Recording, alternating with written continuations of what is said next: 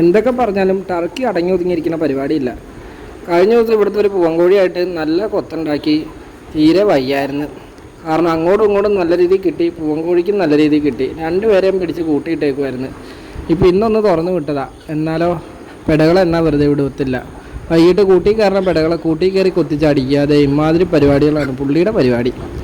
ഏതായാലും എല്ലാവരും കൂട്ടി ഓടിച്ചിട്ട് കയറ്റിയും കൊത്തുകയും കഴിഞ്ഞ എല്ലാമാണ്. ലാസ്റ്റാണ് ടർക്കി കൂടിൻ്റെ ഉള്ളിനകത്തേക്ക് കയറുള്ളൂ.